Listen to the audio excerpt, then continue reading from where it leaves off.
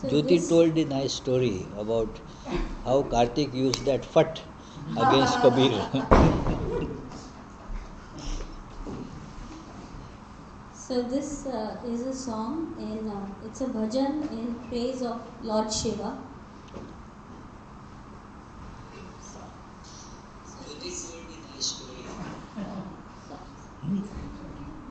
हे चंद्रमौली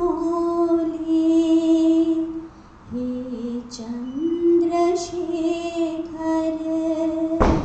हे शंभो त्रिलोचन हे संकट विमोचन हे त्रिपुरारी अर्चन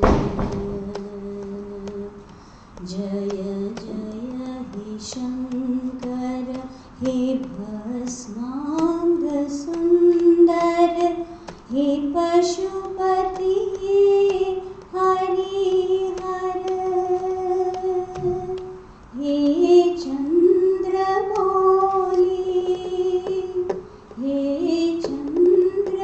चंद्रशेखर हे शंभो त्रिलोचन हे संकट विमोचन हे त्रिपुरारी अर्चन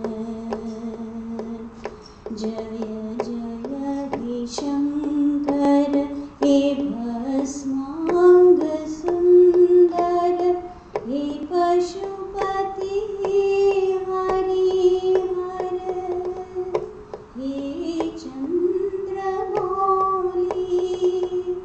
हे चंद्रशेखर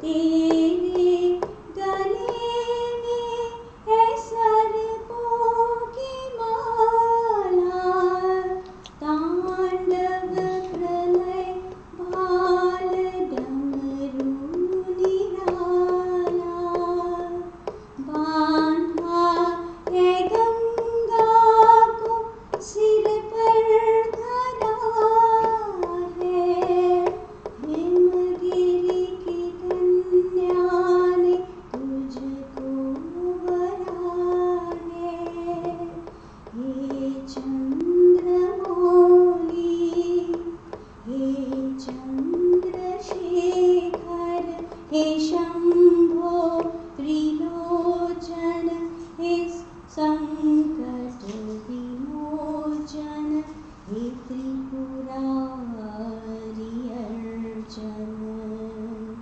जय जय हे शंकर हे भस्मांग सुंदर हे पशुपति हरिहर हे चंद्रमौली हे चंद्रशेखर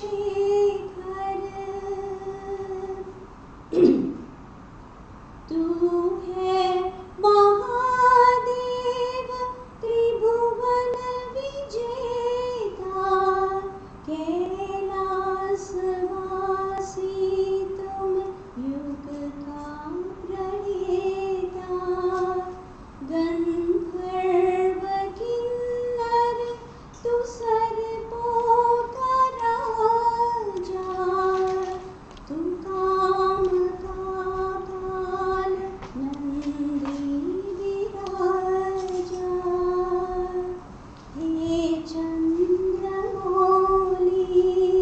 हे चंद्रशेखर हे शंभो त्रिलोचन हे संकट विमोचन हे त्रिपुरारी अर्चन जय जय हे शंकर हे भस्मांग सुंदर हे पशुपति हरिहर हे चंद्रमौली हे चंद्रशेखर हे चंद्रमौली हे Chandrashekhar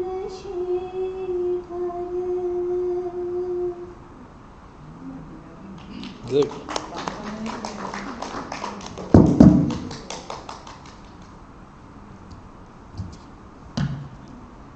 Who else wants to sing?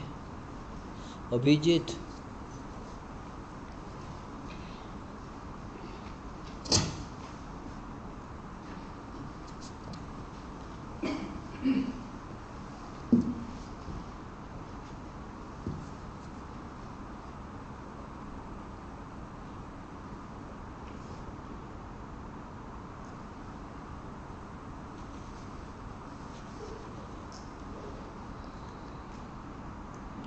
This is a song by Deven Majumdar.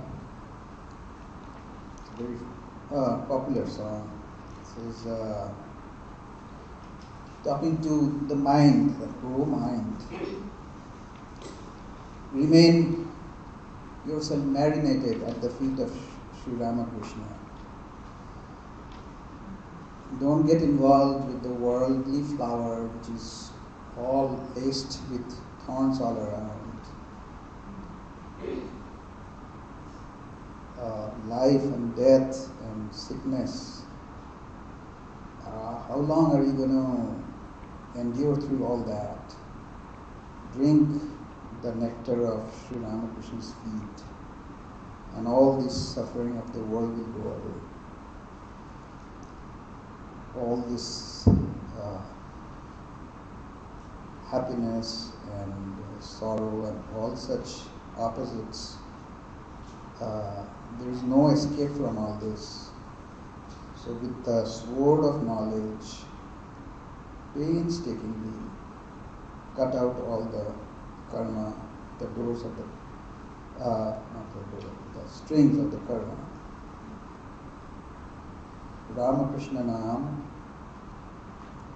you take, always repeat, and the ignorance, the darkness of ignorance will go away, and the, what do you call that, the sleep that you are in will be gone. So keep yourself immersed in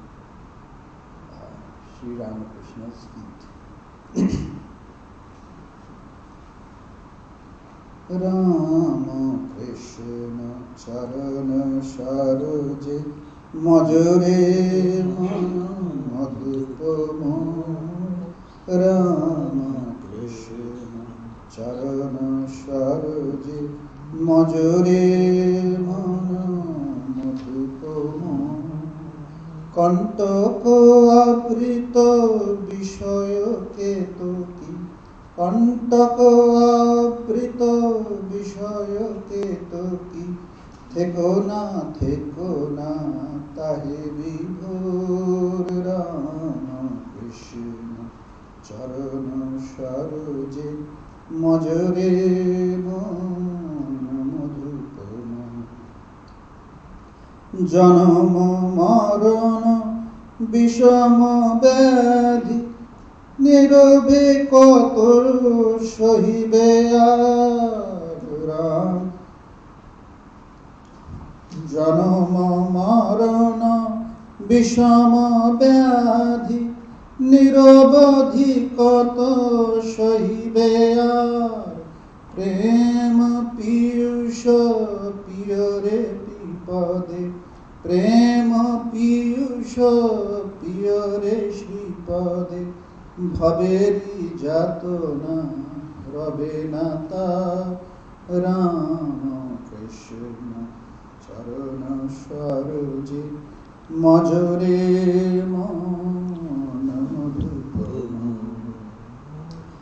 ধর্ম ধর্ম সুখ দুঃখ শান্তি জ্বালা দ্বন্দ্ব খেলা মাঝে নাহি নিস্তার।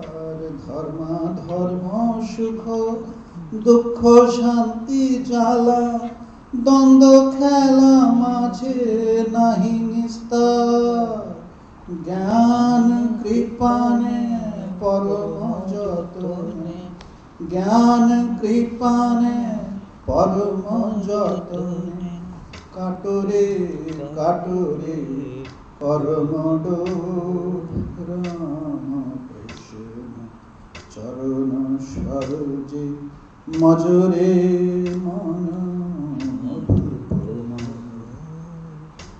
রাম কৃষ্ণ নাম বলরে বদনে রাম কৃষ্ণ নাম বলরে বদনে মোহেরি জামেনি হইবে ভোর দুঃস্বপ্ন জ্বালা রবে না রবে না দুঃস্বপ্ন জ্বালা রবে না রবে না ছুটে যাবে তোর ঘুমেরি ঘোর রাম কৃষ্ণ চরণ সরোজে মজরে মন মধুপম কণ্টক আবৃত বিষয়কে তো কি কণ্টক আবৃত বিষয়কে তো কি থেকো না তাহে বিভোর রাম কৃষ্ণ চরণ সরোজে মজরে মন মধুপম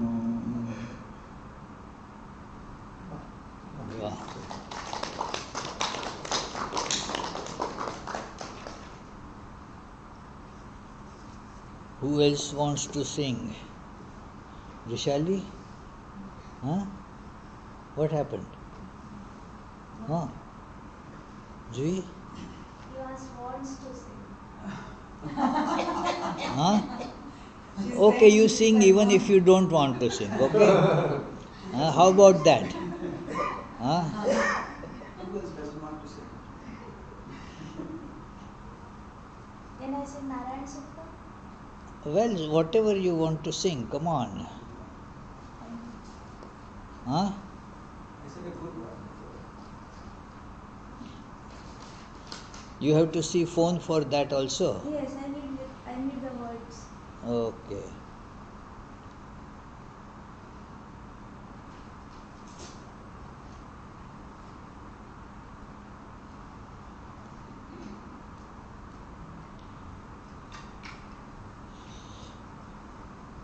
What do you do if while chanting the phone, the screen becomes black? No, I'll keep touching it. Sorry. Okay.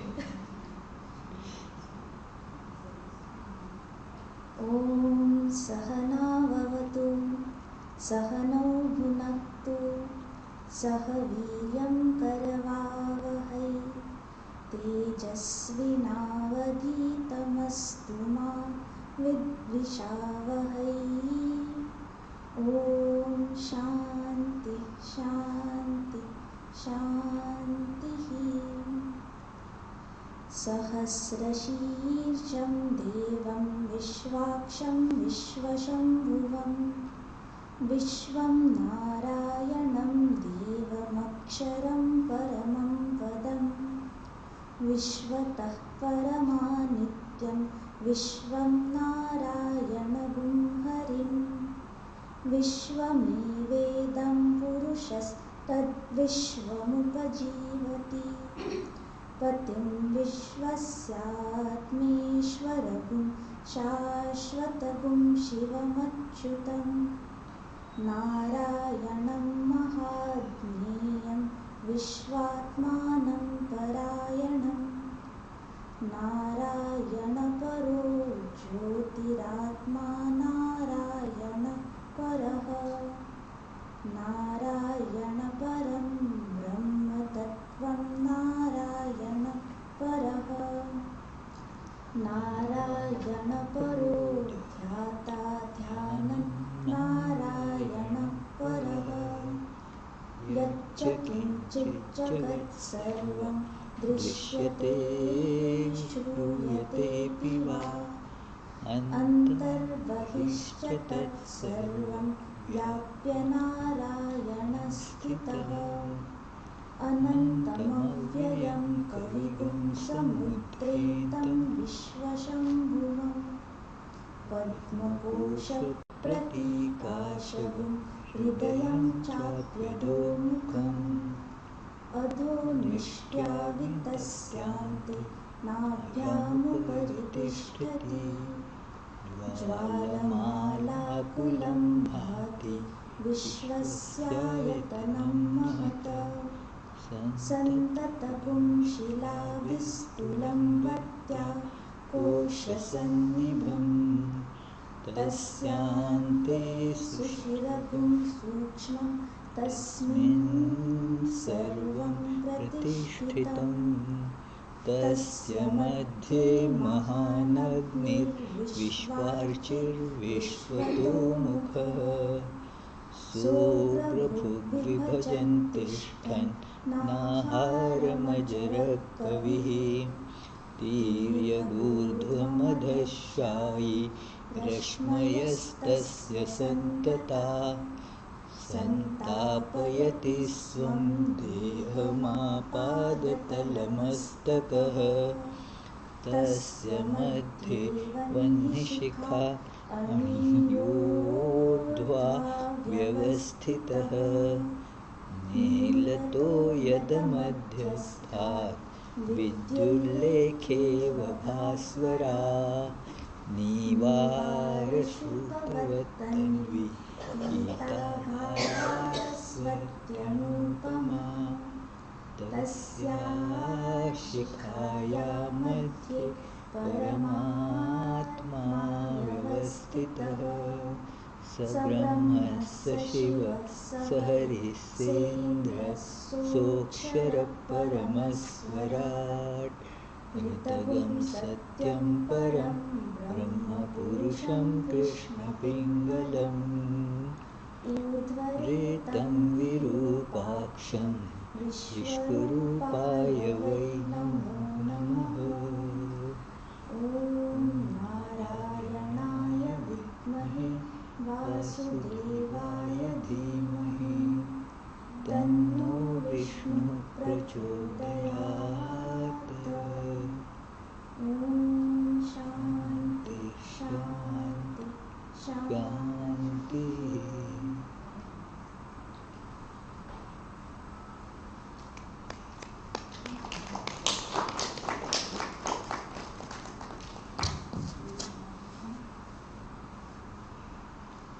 So, we shall turn to our discussion on the Yoga Chakra, that starting the virtuous cycle.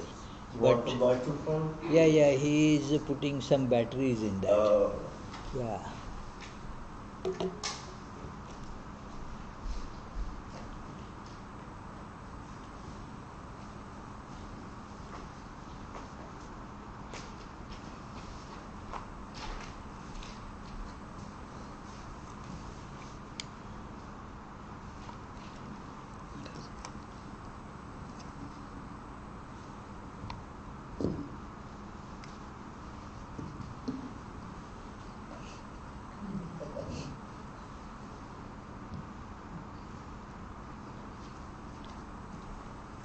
Okay, is it on? Yes, good. So we shall recite the verse, another verse about Bhagavad-gita, that it describes that Bhagavad-gita is an important text in Vedanta. Because that question was asked of me, that what is Vedanta? I said, Bhagavad-gita is also Vedanta. Is it so?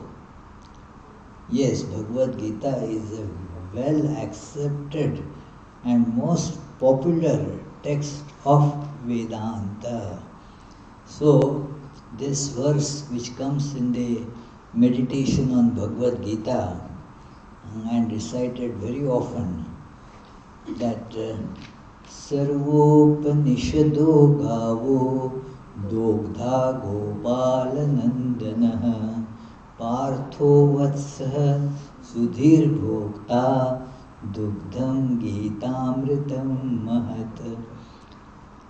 A simple translation of this would be that think of all the Upanishads as the cows. And for people, especially those who are vegetarians, the important aspect of that cow is the milk. So Upanishads are the cows, but the essence of those cows, the milk from the cows, that is Bhagavad-gita, Dugdham Gitamritam Mahat. And who is the one who milks that cow? Is Lord Himself. That it is Dogdha Gopalanandana, that the son of the Nanda Gop, he is the milkman. And then for whom the cow gives milk? For its calf, The calf is Arjuna. But then the calf is an excuse. The milk is taken by all others. So, Sudhir Bhokta. What is Sudhi? Means who is intelligent enough, in this sense that knows what is really useful in life, what is the meaning of life, and how we can really use our intelligence for that purpose. That is this Sudhi, means the intelligence directed to this goal of life. So that person is the eligible drinker of this milk. And this milk is Dugdham Gitamritam Mahata. So this is the great nectar of the milk of Bhagavad-gita. So this Bhagavad-gita is the essence of all Upanishads. Swami Vivekananda has mentioned it in many places. So this is described in Bhagavad-gita as yoga. One has to prepare for that assimilation of the Vedantic truths. So, in various chapters of Bhagavad-gita, these ideas have been presented to Arjuna, but not limited to Arjuna. In those agreements you sign, there are this funny phrase that it includes but not limited to. That it is Arjuna, given to Arjuna, but not limited to Arjuna. It is given to all who are in the state of Arjunas. Means those who really want to use it, those who really ask for it. Arjuna was asking for it and wanted to make the use of this to cross over this terrible mire of samsara, full of suffering. So those who really want to do that, they are also therefore eligible to get it. One great commentator on Bhagavad-gita, his name was Saint Jnaneshwar. He mentions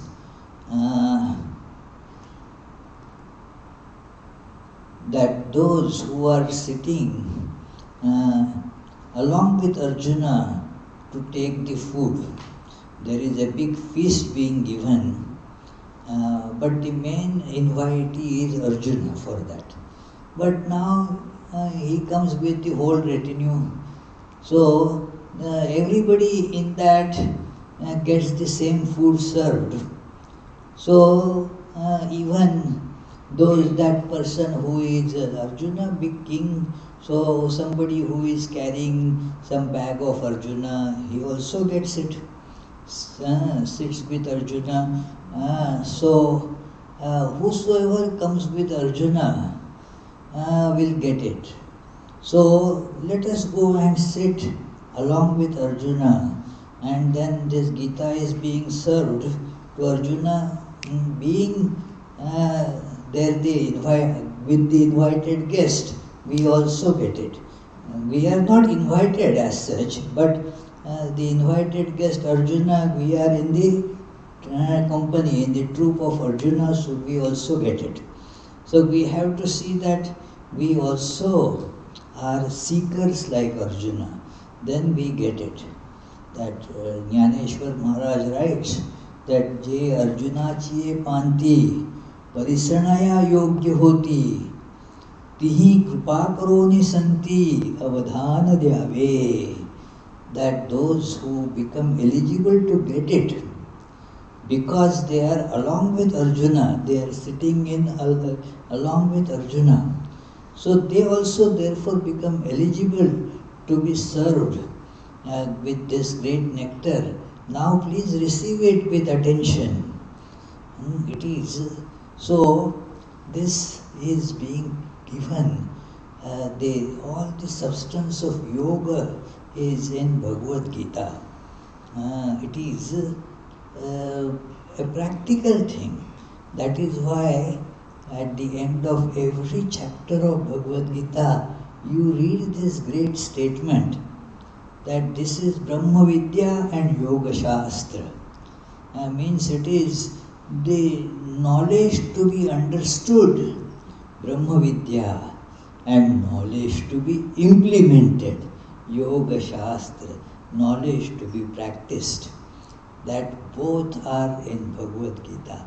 Vedanta is this, to understand and implement, to get it and practice. So we shall move now in this sheet.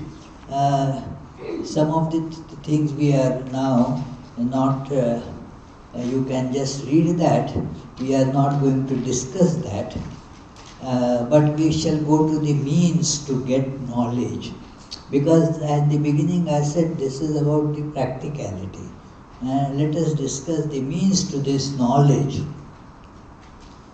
In Upanishads, especially in Brihadaranyaka Upanishad, the means of knowledge are described, and that is the considered for all practitioners of Vedanta, the means to realize this.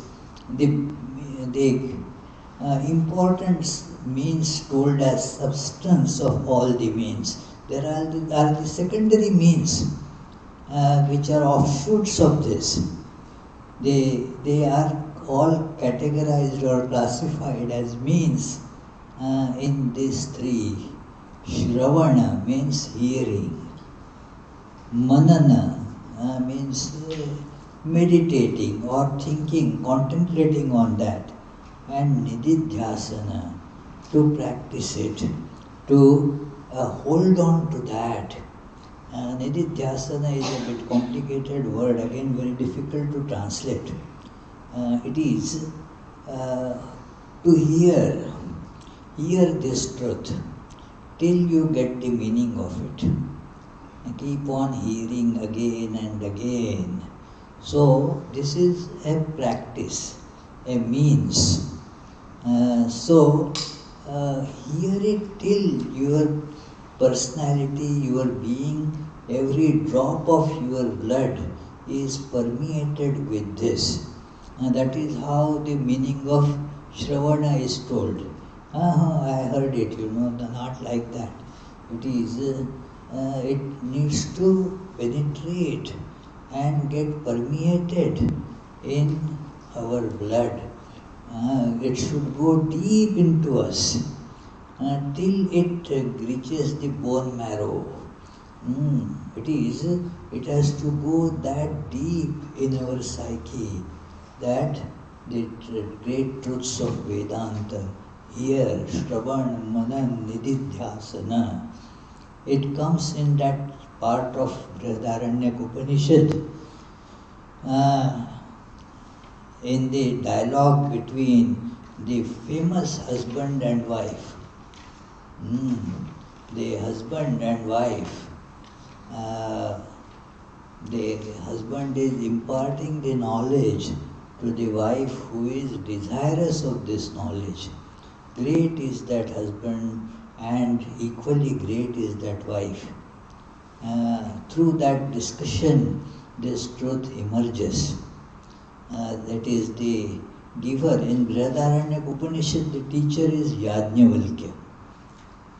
And in this particular part, the disciple is his wife. Her name is Maitri, to show the contrast that how there are the different types of people, different types of approaches towards this knowledge. One is actually only one is towards the knowledge, another is opposite to that knowledge, away from that knowledge. So one wife is Maitri, Yajnavalkya has another wife, Katyayani. Now this Katyayani, a good lady, but she has the common idea of a general person, a general woman, to hold on to this world, I and mine.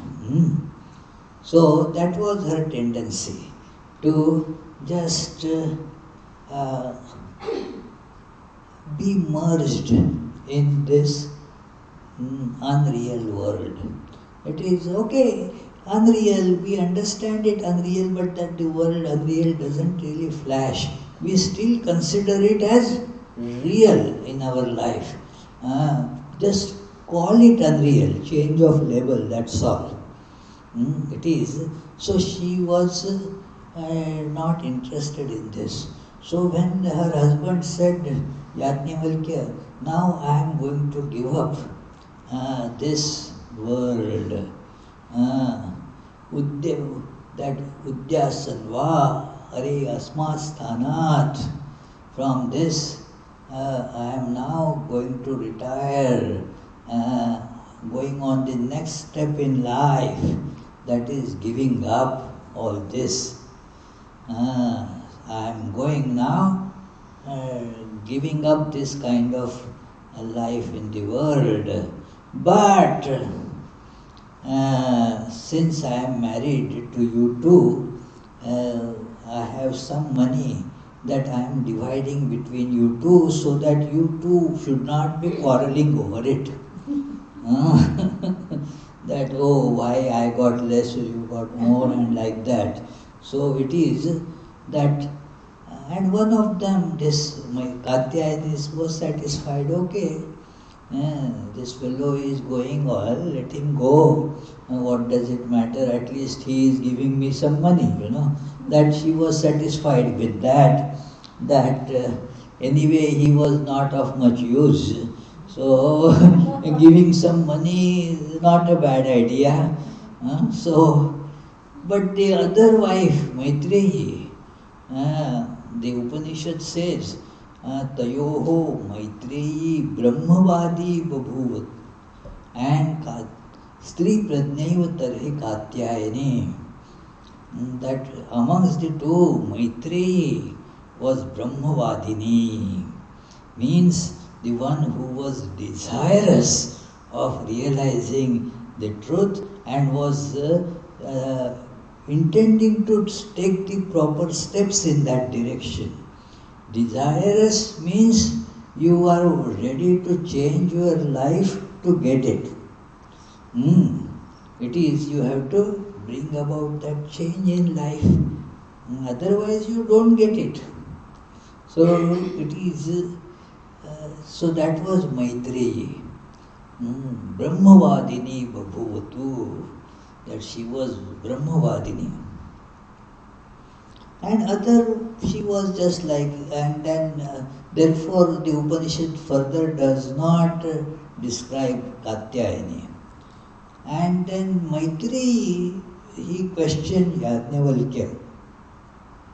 You are going away and giving me this money, you are giving me the money. And when you are giving up the money, that means you are getting something more valuable for which you are giving up this money. There is that very nice story told by Rabindranath Tagore about that touchstone, Parasmani. That a man was desirous of getting that touchstone, Parasmani. That it is, and then was going here and there, went to a mountain, found that there is a sage there. And he asked that sage, do you know where can I get it? I am very much looking, because that is such a valuable thing. If you touch it to any base metal, it will turn into gold. So, and that sage said, oh, there are so many lying here, I pick up and go. And he picked up one and then tested, oh wow, it makes things gold, and was in great joy carrying it. Then after going a distance, he started thinking, what has that man got, that sage, who is not thinking much about it? He is not coveting it at all. He says, take it. So what did he get, because of which even such a valuable thing is of no value to him? So he must have got something great, something really superior. So Maitreyi asked Yajnavalkya that, what am I going to get with this money? Am I going to become immortal? Yajnavalkya gives a categorical answer. No, by money what can you get? Gives the answer also about that. He tells Maitreyi, no, you will not become immortal. Not only that, there is no even hope. Amrutasya tu nashasti vittena. These statements of this discussion are so powerful. They have got into my head. I didn't try to memorize those, but then they are very powerful statements. That it is Shankaracharya in the commentary says here that this is the part where the renunciation has been told.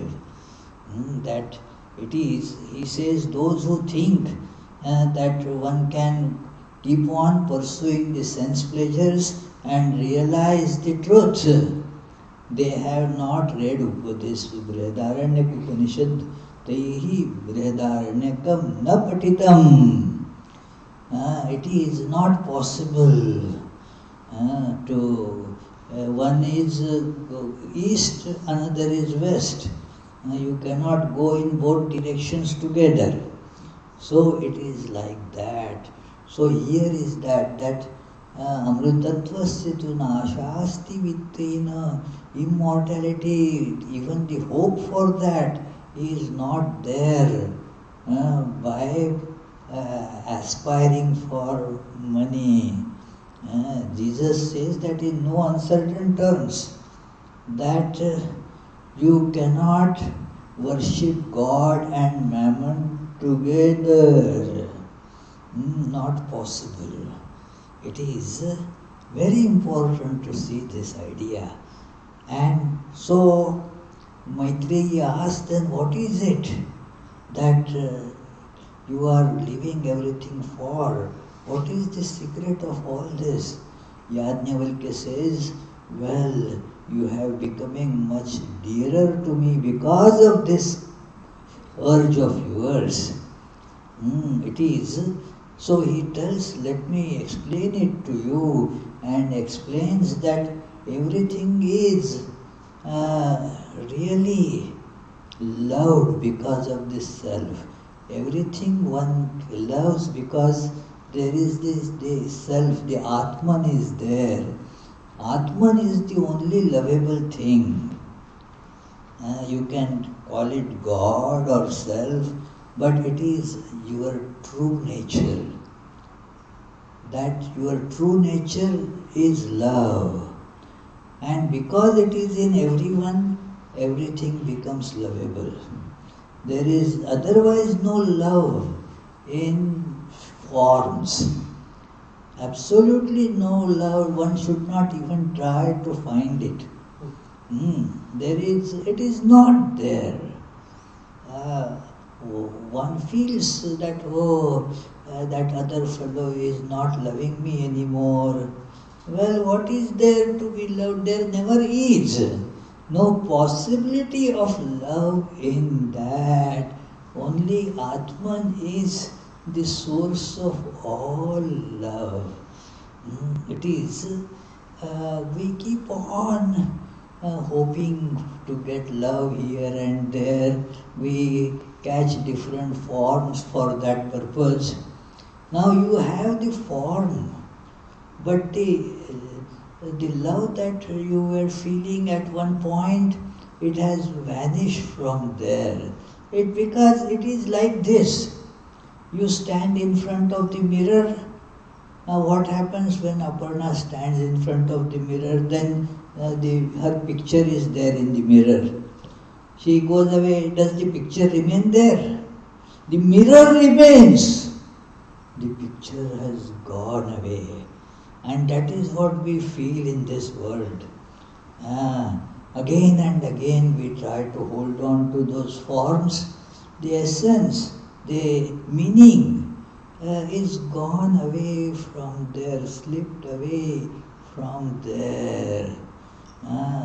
That there is an old Marathi song used to be, it's a very kind of romantic song, but it expresses this idea that the things that appear at one time to be very nice, very dear, now those things are there, but that feeling is gone. It is now, those things are there. That man says that, well, same I, same you, but where is that feeling now? It is gone. The same moon in the sky, that beautiful same night, but where is that feeling? It is gone, because it never is in that form. It appeared there. It was not the quality of that. It is like that. So he explains to Maitreyi that it is the Atman alone, the source of all love. And therefore, I ask here many times, it is a very catchphrase that I want to do what I love. Excellent idea, do what you really love, but find out what you really love. Don't be like those silly childish things that you love at one moment, then throw and love something else. Don't do that. Find out what you really love. And the answer is Atman. That Atman gets connected to something, and that gets reflected there, and because it is standing right there, so you feel, that is my love. It is just a reflection. You move away from that mirror, you are not there anymore. So the wise person sees this, that everything is lovable only because of the reflection of I, the self there. That is the source of love. And so now what you should pursue? This self, the Atman. Other things, they feel very lovable now at one moment and not lovable at another moment. Everything is like that. And then you wonder what happened to that love. No, it is never sourced there. It was reflected there. That's all. So, the question now comes understood that therefore we should now go wholeheartedly. Wholeheartedly. He certified that. Wholeheartedly we should follow this. What we really love. What do we really love? Atman. Say loudly to yourself. Atman. Atman. The true self. That is what we really love. So now what should we be doing? You want to follow your love, isn't it?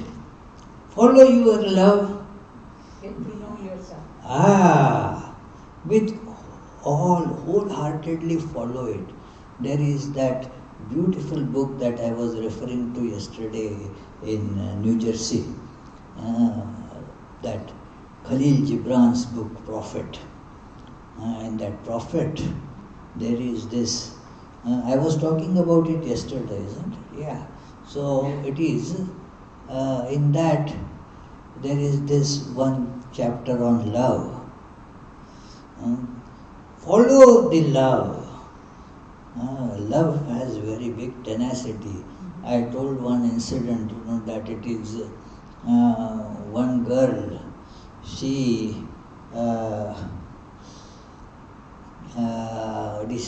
was in mad love with one boy. So it was, I was coming back from Alaska, and then she happened to sit on the next seat to me, and then we were talking some just ordinary things, and I asked, how did you, your family is from Boston, how did you end up in Alaska? Oh, I used to like one boy, and then, but somehow I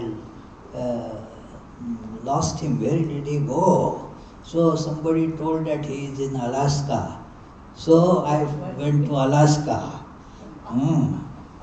Because the love is like that, anything is possible in love. That is how the saying is.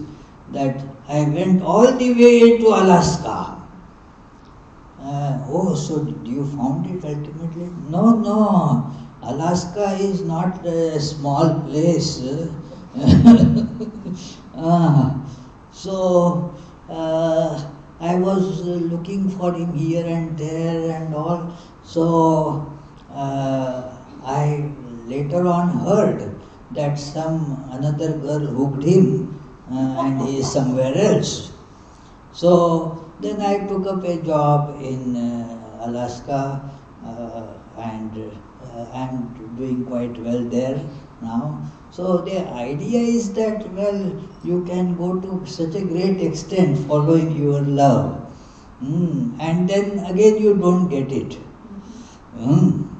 But here you are guaranteed to get it. Why? Because he is your soul. Here getting it means not getting it from outside, but just removing the cover. Removing the cover, it is already with us. It is just unpacking. It is not that you have to place a fresh order at Amazon or whatever. It is already right with you. Just look at it, unpack it, that's it. So Khalil Gibran says, follow your love. Don't relentlessly follow. Know that this love is going to put you through a severe grind till you get completely pulverized. Don't give up. Don't give up. The nature of love is like that. It will pulverize you completely and then knead you into a dough.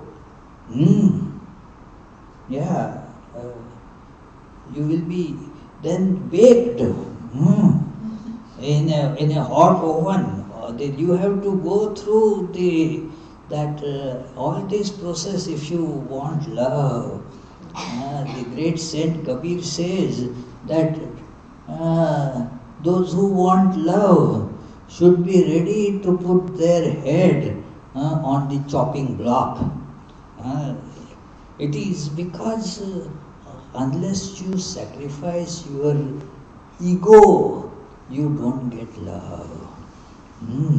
So, do you want love? Who wants love? कबीरा खड़ा बाजार में लिए लखूटी हाथ जो फूके घर अपना चलो हमारे साथ. So those who want to come with me in search of love, give up, come with me, give up everything. Jesus saw they were fishing, Hey, want to come with me? Yes, drop your fish net, drop it there. And those two, they came with Jesus, became his followers. They didn't say, well, the net is just catching some fish, let me catch some fish, then I will go and sell this fish. Later on, I will follow you. Such people are never going to follow. Because after one catch, another catch is there, another catch is there, it is catch 22.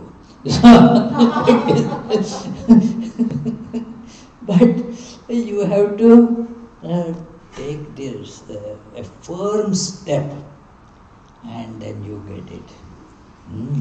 It is so. Yajnavalkya says to his wife Maitreyi, so therefore now concentrate all your efforts in realizing the Atman. And how to do it? The means now. The determination is there that I want it.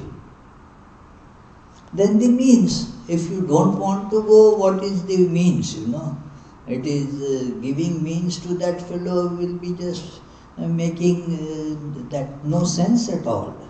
It is, if you want to go, then okay, get a taxi or get a car or whatever means. If you don't want to go, then what is the use of all that? So the means is meaningful only if you want to get it done. It is. So what is the means? Are they very difficult? Do you have to spend a lot of money for it? No. No, absolutely no. Very simple. Very, very simple. Shravana, hear about it. Fill your being with this truth that Atman alone abides. Atman alone is the truth. Atman alone is the source of love. Atman alone is lovable. There is, don't go to find love here, there, everywhere. It is useless. Why do you find it where it doesn't exist? It is not there. It might have appeared there. That Aparna goes to mirror and then tries to, find out myself. I was seen there. How can you get it? It was appearance only. You cannot get it from there. So that is, listen to this truth, that Shravana. Keep on listening to this. Reading the scriptures is like listening. Listening, even if you are reading, you are listening, isn't it? Yes. I told that joke that in one village only the postmaster there knew how to read. Everybody would take the letters to the postmaster. So one illiterate farmer had received a letter and he took it to the postmaster. You read it please for me. He said yes. And this man goes and plugs the ears of the postmaster. Hey, what are you doing? No, it is from my wife, a confidential letter. So you just read, don't hear.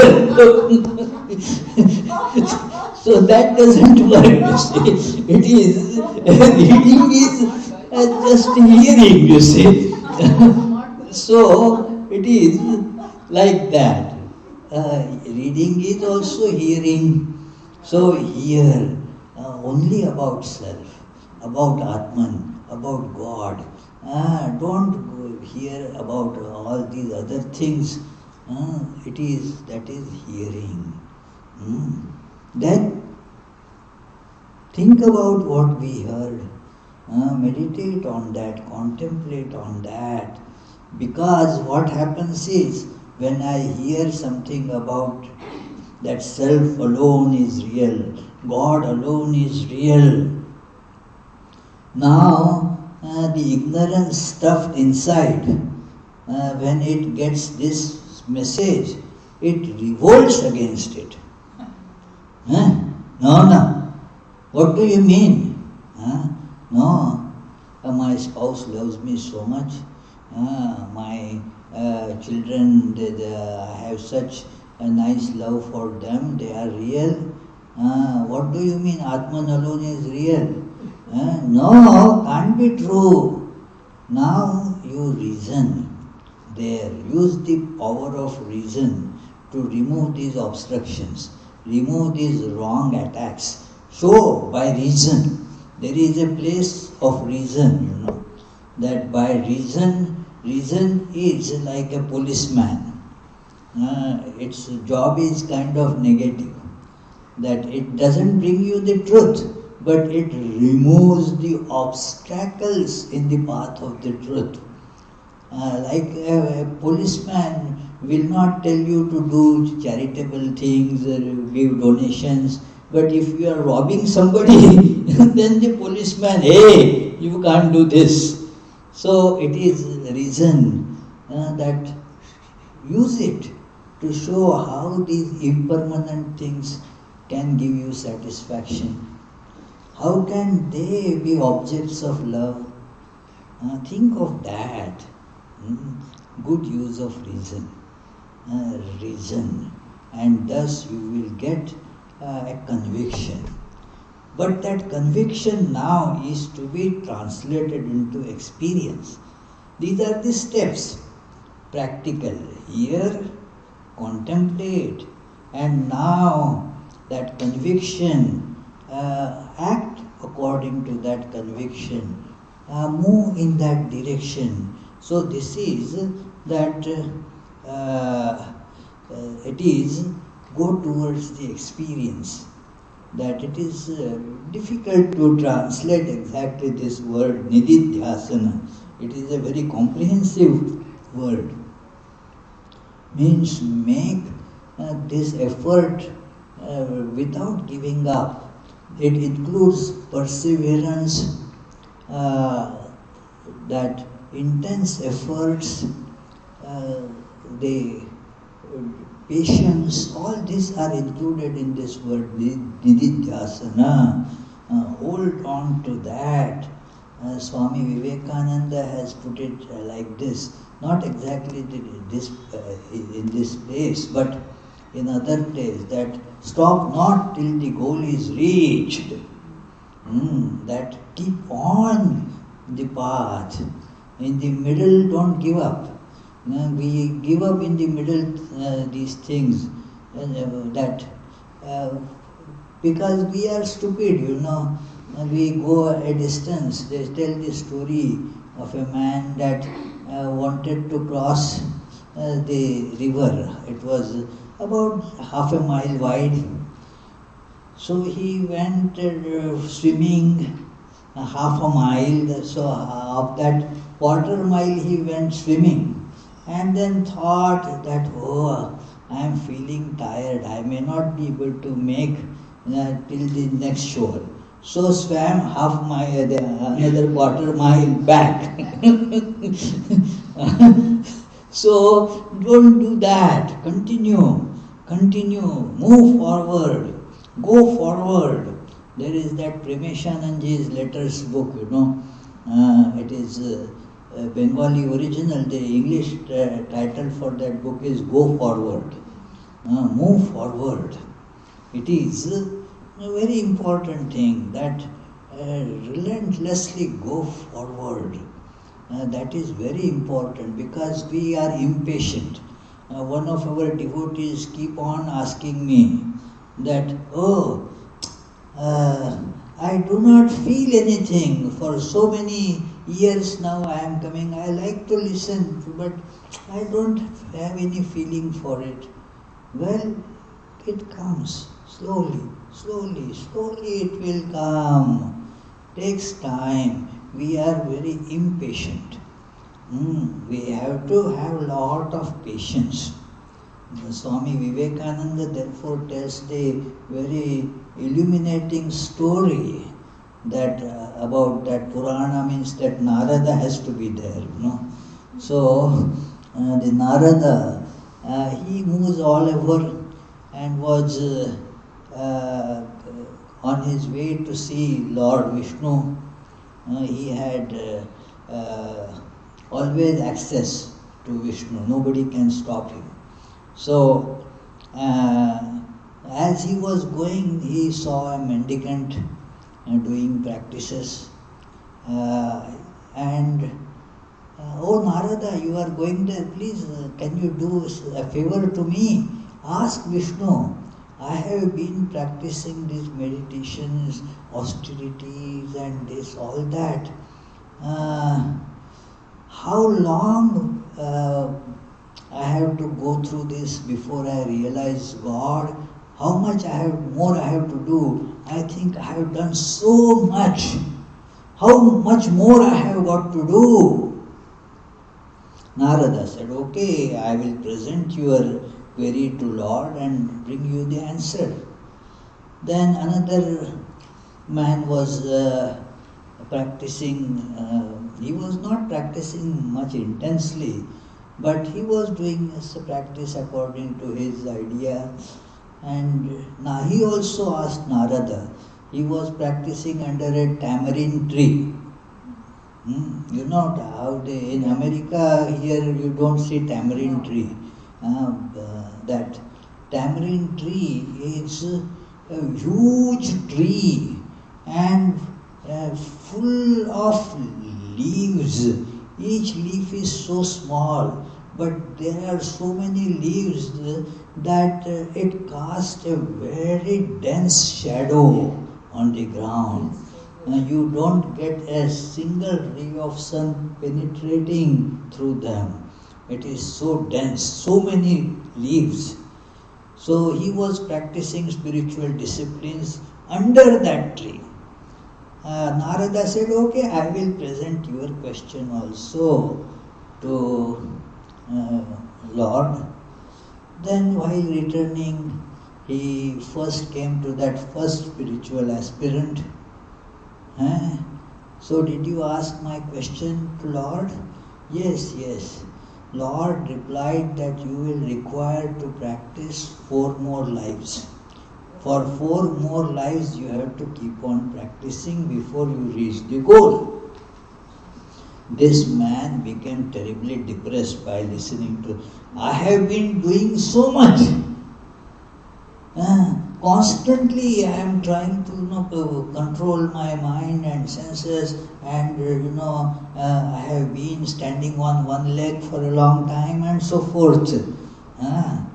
And still I have to wait for 4 more lives. He became so distraught, he decided to give up all the practice. The other guy that was practicing was in a happy mood. So Narada told him what God told about his how long he will have to wait. You see how many leaves on this tamarind tree. You have to keep on practicing for that many lives, as many leaves of are there on this tamarind tree. And maybe it's hundreds of thousands of lives. This man was very happy. So, very good. So, my liberation is assured. After these many births, I am going to get liberated. So, he, very enthusiastically, he said, "Yay!" And then he heard from the skies, "You are already liberated, dear, because you are not feeling depressed by this kind of news. You are ready to persevere for maybe it may take 100,000 years, hundreds of thousands of lives. What does it matter? Now let me make efforts, and then if it requires 100,000 lives, I will work for 100,000 lives. Isn't it, Charlie? That is the logical way. If you give it up, you are not going to get at all. So, by practicing at least after 100,000 lives, you are sure to get it. It isn't it better to get it than not getting it? Right. Yeah. One of our devotees, I have not heard from him for a long time. I don't know if he is alive or not.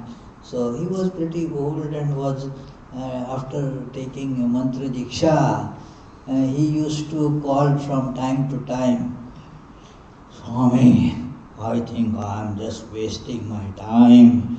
I am not getting anywhere.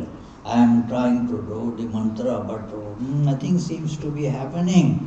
It seems I am wasting my time." Then what to say? I said, "Okay, stop it and see if you can use your time better." If this is not working, come on, stop it and see what works. By stopping, does it work?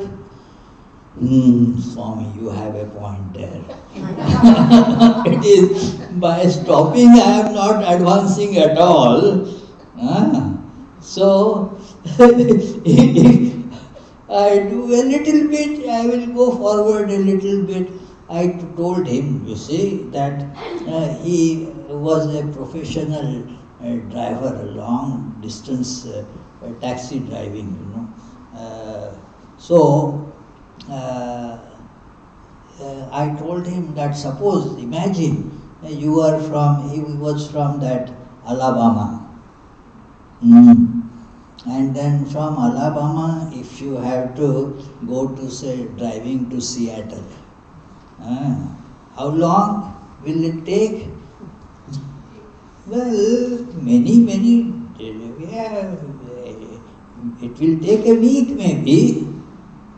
Okay, so what happens? You are moving in that direction, the wheel of your car is rotating, isn't it? The same movement is happening, same movement.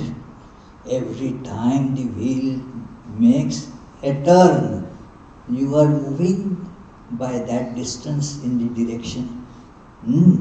So with every mantra, you are moving, every repetition of mantra, you are moving in that direction that much. But now if you expect that I will reach Seattle in half an hour from Alabama, even an aeroplane will not be able to take you in half an hour. So it is, continue in the car, your vehicle is a car. So nothing bad about it. that peace pilgrim did it walking, So keep on persevering and you will reach the goal. Don't lose heart. That is nididhyasana. Keep on doing the practice relentlessly without giving up the hope. Do it.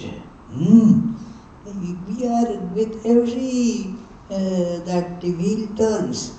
It is, you may question that repetition of mantra. What happens? The same thing I am repeating. The same movement the wheel is doing, isn't it? Same movement. But there is, do you get it, Deepak? With every, after that wheel keeps on moving for 5 hours, you will see that you have left that Birmingham, Alabama. He was from there.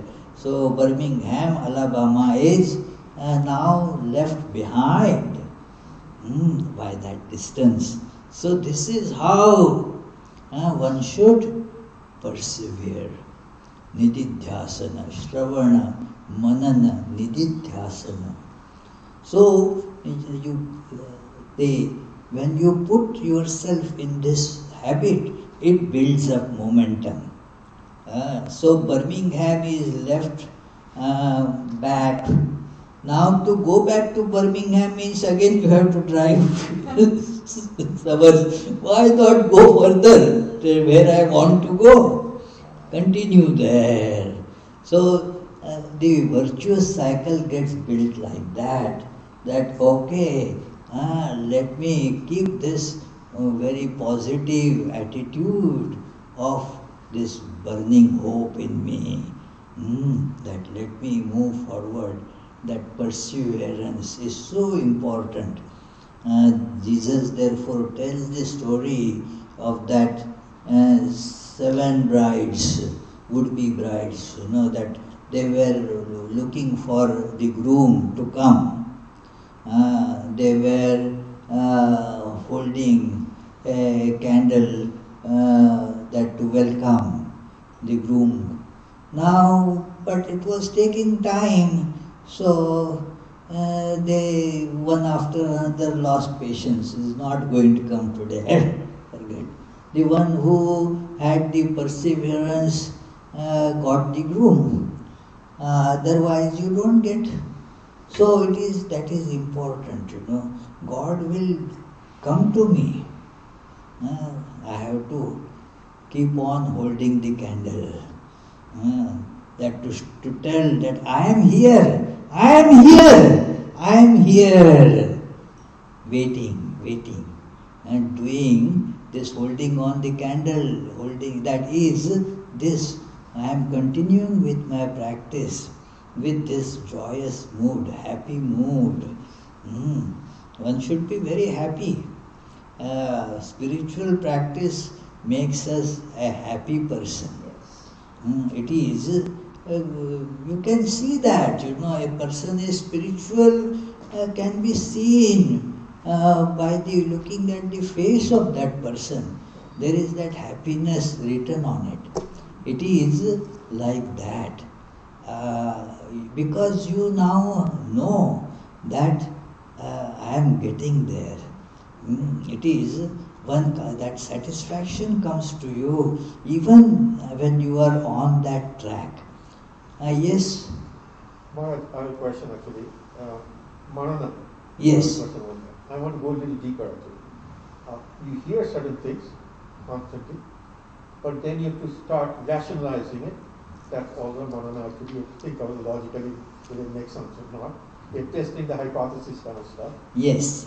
But then internalizing the whole thing actually, so that you can go to the next level, nididhyasana.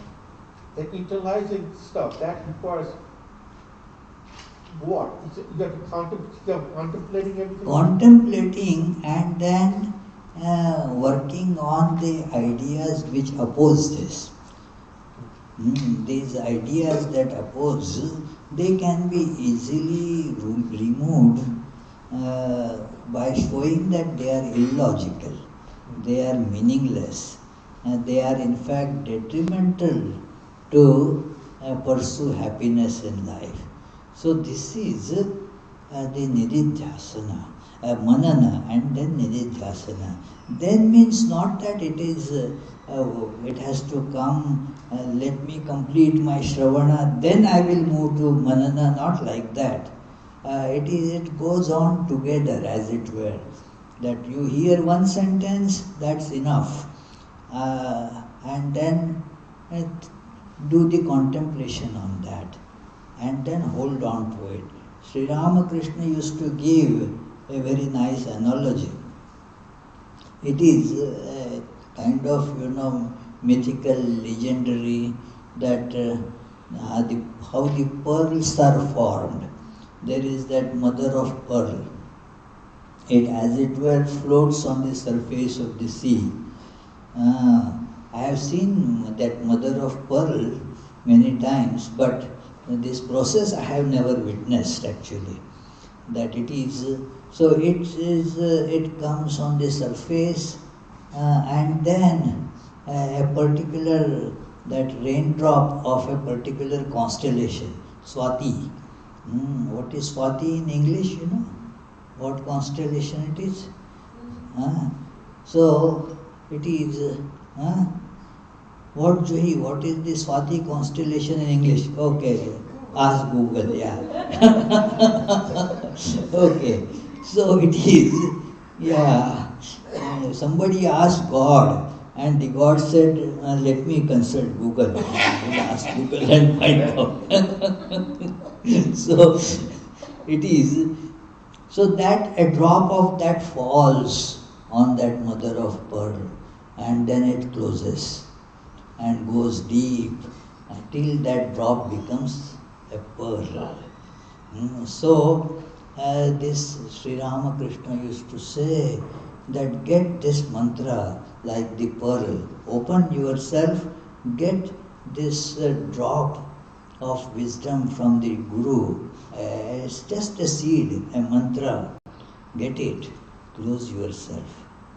Now dive deep into spiritual practice till it becomes a pearl. So that is that you have to work like that till you get it. Yeah. Scorpio constellation. Scorpio. Oh wow. Her Google says something different. Exact Libra. Huh? I got Libra. Zebra. Libra. Huh? Libra. Libra. Libra and Scorpio. How? Arcturus. Oh, Arcturus. So all Googles are different. No, they are sitting at different locations, so that's Okay. constellations are. Okay. No. What is that Swati constellation? Okay, forget it, don't waste time on that. It is a legend. So don't worry about it. The point is this, that dive deep into spiritual practice. Don't just be on the surface. Our spiritual practice has to become deeper and deeper, where the superficial concerns, they become kind of meaningless to us. They don't bother us anymore. The deeper truths, that is, they are important. So, thus you get it. Now, for that purpose, the next level of spiritual practice is mentioned there. Very important, that. What is the next level? It is the 4 types of preparatory practices. Sadhana Chatushtaya. It is in all Vedanta scriptures, including even Bhagavad-gita. Bhagavad-gita does not use the word sadhana chatushtaya, 4 types of spiritual practices. But in essence, Bhagavad-gita also tells these, and that is the first of it is discernment, viveka. Viveka, the Sanskrit word comes from the root which means to choose. In Marathi, there is the word that comes from it, vechane, which means that from that the word viveka comes. Means you select, you observe and take the right thing, give up the wrong thing. That is, means here what is right and wrong, that which is permanent, hold on to it. That which is impermanent, give up your attachment to it. It is just seeing it as impermanent will make us lose our attachment for it. Because that is the meaning of impermanence. Impermanent, you never, when you know it, you don't develop an attachment for it. We develop attachment only because we actually don't know that to be impermanent. Theoretically, we know that it is impermanent. When we really know that it is impermanent, it is impossible to develop attachment for it. I give the example, say your seat in the plane. You call it my seat. Oh, my seat is this. I have been given this number 16A. So you say that that's my seat. But do you develop any attachment for it? No. When the plane lands at the destination, you are ready to get up, that there is absolutely no desire to sit there. No, my seat, I don't want to give it up. No, even before the plane lands, you start taking up your things, organizing things, want to get out as fast as you can. So similarly, when we really know that all our associations in life, they are impermanent, then you still use them, means you associate with them, but you do not get attached to them. Like the seat you use for sitting, it is, you still may call it my seat, but are you attached to it? Never. Here we get attached because we do not actually know that it to be impermanent. We still labor under the ignorance that it is permanent, and thus we get caught in it. What will be the effect if you are sitting on that plane seat, but before sitting you apply gorilla glue to it?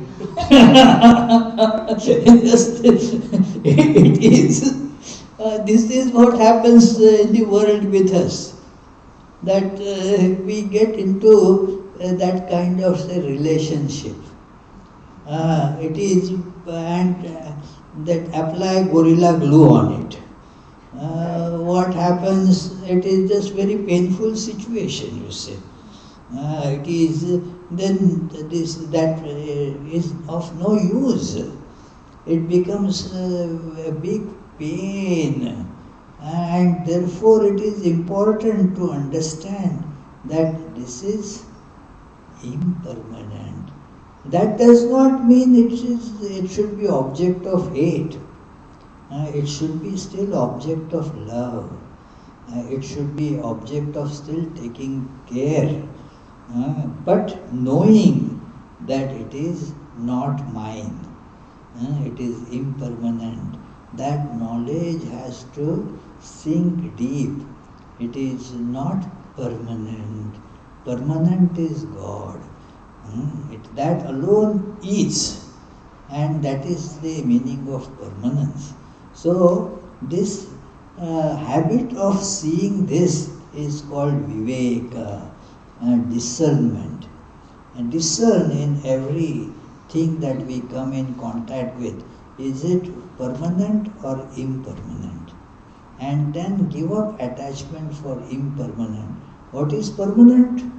God alone is permanent.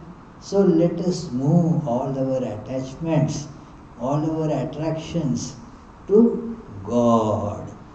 Then it will be wonderful life. So this is to be practiced. These are not matters for just theoretical understanding, but for practical these applications. So see what is permanent, what is not permanent. The next step is that now after you see that something is impermanent, give up that, develop dispassion for it. That is vairagya. Viveka, vairagya. So that is the two of these four. Third is a combination of 6 virtues. That Shama Adi Shat Sampatti.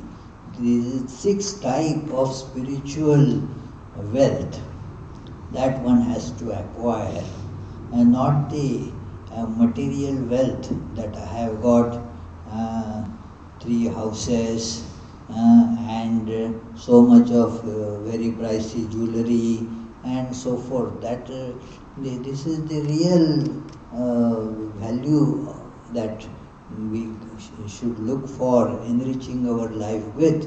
So they are called the spiritual treasures. It is Shama means the control of the mind. Dhamma means the control of the external organs. They both are to be under control, because see, control means you don't kill it. Controlling a horse doesn't mean killing the horse.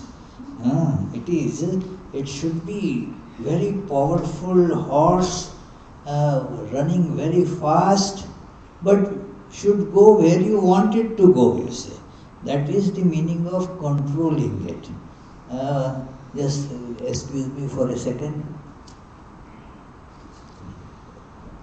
I saw that Melanie was drinking water, so I remembered, that is the association. And that when you find somebody, okay, so I also felt my throat is a little bit dry.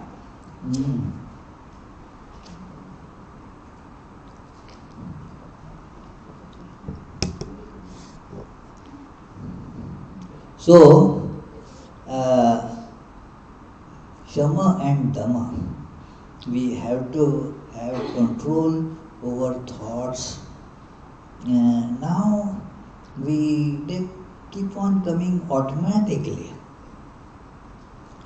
because we have never exercised the control. We say it is my mind.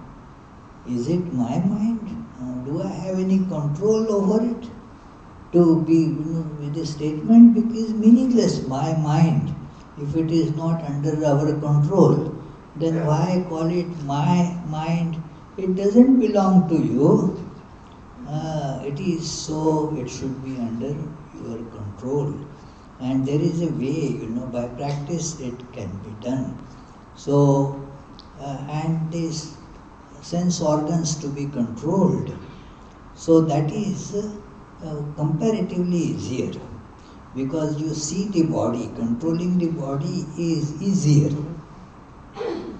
So let us start with the easier thing and move to the more difficult thing. Control the body.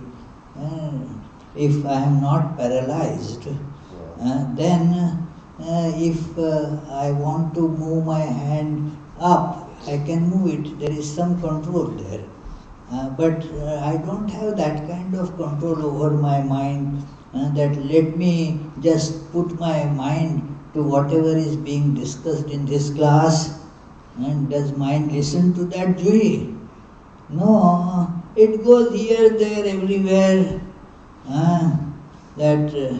this mango was good but not the best, okay.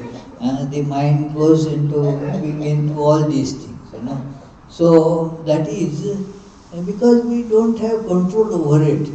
Keep your mind here, you cannot, how to do that? Keep your hand here, yes. There is some meaning to this phrase. But by practice we will be able to have that mind put in particular place. Sri Ramakrishna is the great example. His mind, when put on something, would be just there. It is so easy for him. Very pure mind and tremendously controlled mind. So it becomes possible there. It is possible for us with practice.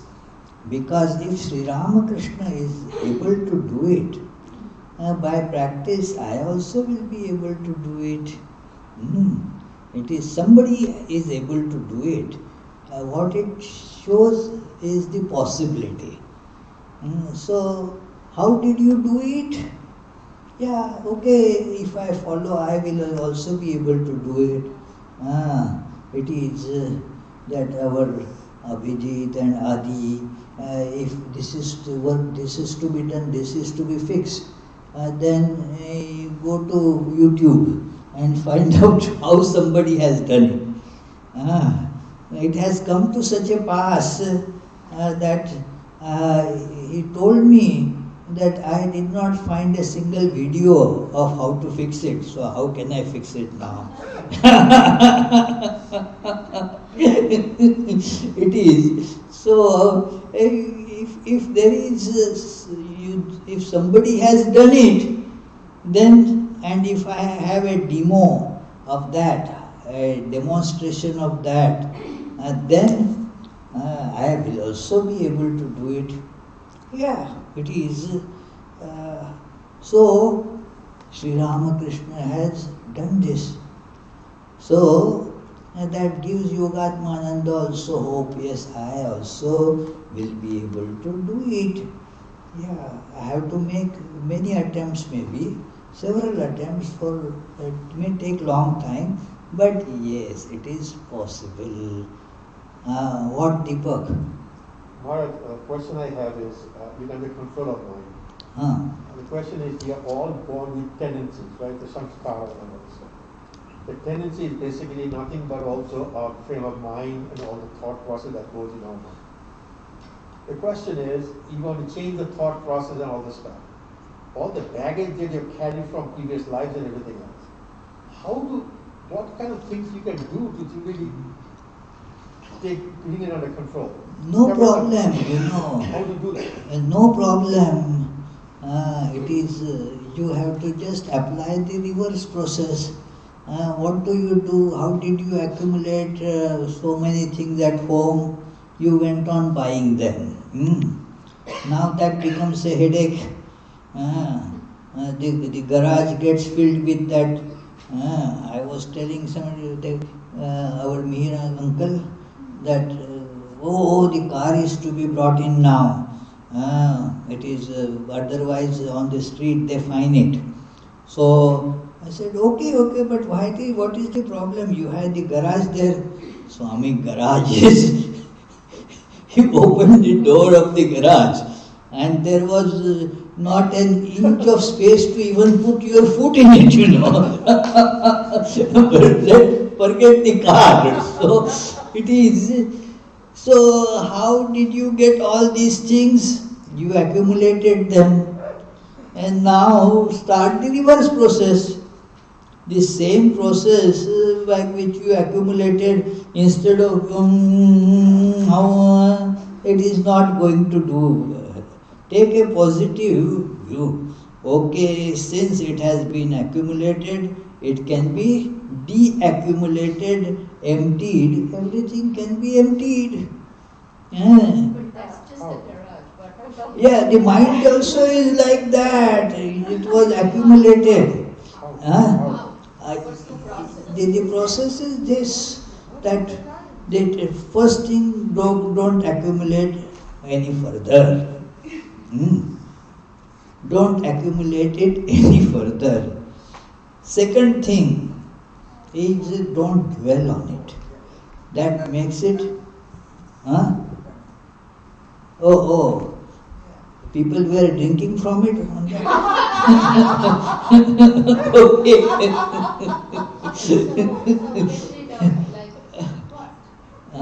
And thus, if you don't dwell on it, then what happens is it dies, it goes away.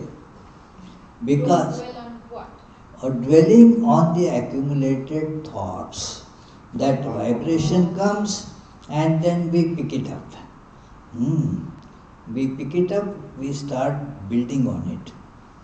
It is. Yes. Our wishes, they are, like the kite you fly. Kite. So, there is a kite, don't fly it. That's it, It will automatically then be discarded. It is, we give a lot of power to them by dwelling on them. So if we don't dwell on it, imagination, frustration, see how it happens. You think of what happened in the past and then start modifying it. It is useless. No, had I done it like that, one devotee is suffering from that, I should have done like this, I should have done like this, then it could have been averted, then this would have happened. And she keeps on crying about it, Now, what is the intelligent lady but got into this habit? It happens. So one has to therefore apply this reverse process. Think of the Lord. Put that thought. It will be able to clear other thoughts. It is like because of our attachments, we are not able to decide what to keep, what not to keep. So, one lady wanted to clear her, home. All the clutter accumulated there. But then, because of attachment, she was not able to throw away anything. So, she brought in a professional. And then she said, you clear it. I am not capable of clearing it. The professional person said, you move because I will take care of it. And then in a short time, everything was cleared up. Most of the things had gone into dumpster and it was all clean. And nothing was amiss. Because most of those things we collect, for 10 years we have not even taken a look at it. But still we don't want to part with it. So that is how you bring in a professional, a saint into your mind to get all this cleaned. That is one way of looking at meditation is this, cleaning the clutter.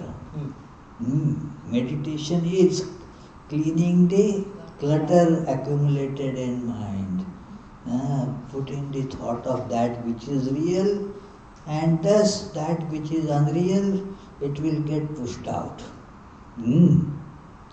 It has to be pushed out. It is. So, you just as the dust getting accumulated, now bring in a vacuum cleaner. Now that will take away all that dust.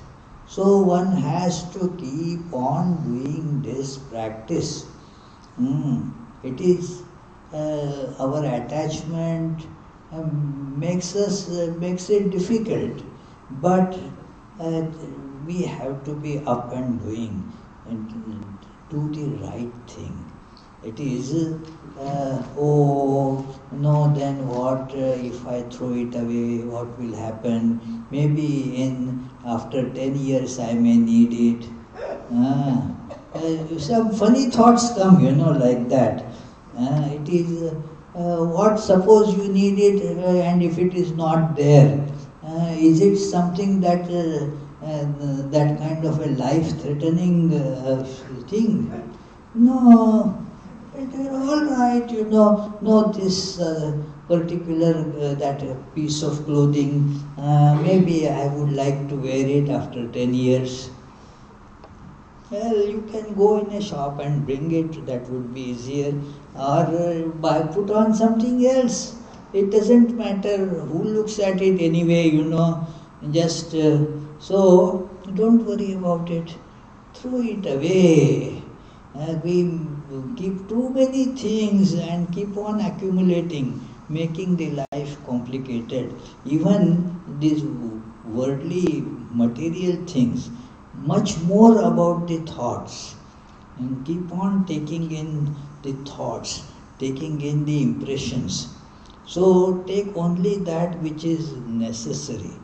Don't let other things get in.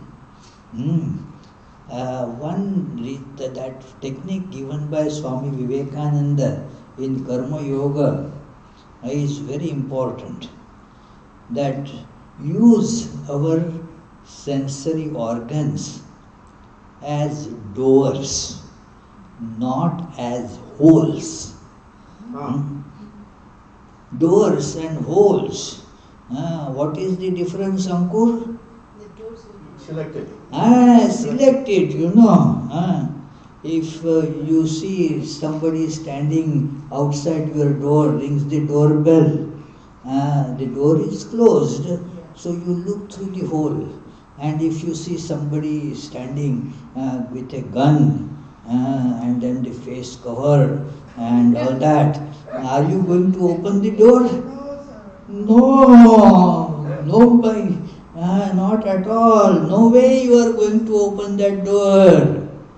So, that gunman, somebody who is my family member. Oh yeah, if it is, then you can open that. So that which is useful, that which is going to bring peace to you, only that, let that have the entry. Otherwise everything enters. If it is whole, no control, all that unwanted things, they come and they do not leave any place for that which is wanted. So the whole ground gets filled, whole backyard is filled with poison ivy. No place for any good plant to plant there. So therefore use it as doors. Don't go to see anything and then why people are doing like that. Our Charlie gets bothered by all this. That why they are doing like that? Why then those people say like this? Well, it is up to them. Why you import all these things and run riot in your brain? Don't do that. Do you want your brain to become more distraught and more full of this restlessness than what it is already? Don't bring in such things. See what is helpful, don't see. All that it is not helpful. It is same thing with your ears. It is, don't hear anything else. That which is useful, hear that. It is again a matter of practice. That hear that which is needed. Don't hear other things. You get perturbed by, hearing something from the grapevine. And then, it is, you miss the grapes, but you hear all these things from the grapevine and make your mind go all topsy-turvy. So, is it necessary to hear everything in the world? No, not necessary. hear only the right things. This is this same good, home managers. They are taught, therefore, buy only that which is necessary and which you are going to make use of. Don't bring clutter. That becomes a problem. And if you have clutter, efficiently keep on cleaning it out. It is, I don't think after 4 years I may think of using it. No, it doesn't happen. So clear it. It is important to get the mind freed from it. So thus, what you call the impressions or sanskaras, bring in the other sanskaras to clear it. Yeah. So this is about the viveka and vairagya and this shama dama, control of mind, control of senses, and then uparati means there is the attraction towards certain things in the world, but remove that attraction by contemplating or thinking about the evil it brings into your life. That what riot it can run into your life, and so do not succumb to those. So this is called uparati. Rati and uparati, they are the Sanskrit words. Uparati means opposite of attraction. There is that attraction, but now there is the repulsion from those things. That because you know that there are so many ill effects of that attraction in life, and so now you go in the other direction. So then titiksha means forbearance. Do not develop the habit of complaining and okay, it is there. Oh, it is so hot here. As if saying it 10 times is going to reduce the heat. Well, and what do you expect in July, August here? Don't expect the temperature to be 0. So it is. And in winter you keep on complaining, oh, it is so cold. Well, that is being winter, We always complain. Yeah, there is always something, and we keep on the habit of complaining. No, calmly forbear it. This is the nature of the things, this is the nature of the world. There is the disease, there is the other problems being in the world, the prices of gas are going up. Okay, see how you can deal with it, but do not just keep on complaining about it. It is, see what best you can do to tackle that issue if you need to. So it is the titiksha, this forbearance. Shankaracharya explains it in Vivek Chudamani with such beautiful terms that it is that you see that sahanam sarva dukkhanam apratikara purvakam chinta vilaparahitam sa titiksha nigadyate. Titiksha is that where you, whatever painful things that come to you, forbear. There is no way you can get rid of it. In English there is this nice saying, what cannot be cured, what? Keep on complaining about it. To be endured. Endure it smilingly. It is smilingly. What you are not forced to lose your smile. Anyway, if you want to go and the gas price is high, you are anyway going to pay $1 extra. But why pay the price of your beautiful smile? Don't pay that, it is not asked for. Just pay $1 more, otherwise you will be paying the price of $1 plus your smile. At least don't lose your smile. Be confined, the loss can be reduced, isn't it?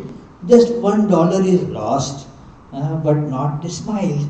Otherwise, not that by giving away smile you are saving $1. The dollar and smile both get lost. So, apratikara purvakam. Don't cry, weep about it. Chinta vilaparahitam. Do not keep on worrying and thinking and breaking your head about it. Does that bring the gas price down? No. So it is, bear with it. That's it. So that is called titiksha. It is a spiritual quality.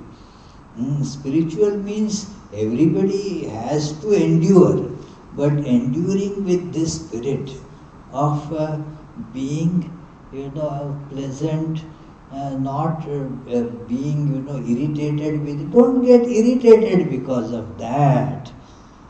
It is there, that's it, One Swami he has lot of asthma.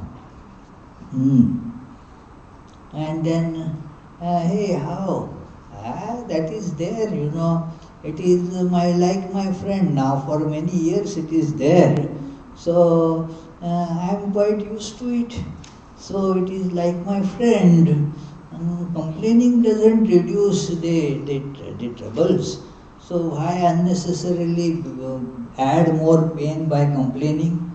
So, don't worry about it. Very important spiritual quality. Then comes what is called Shraddha, that we were discussing earlier. Again, I will refer to Vivek Chudamani to show that why this word is difficult to be translated into English in one word.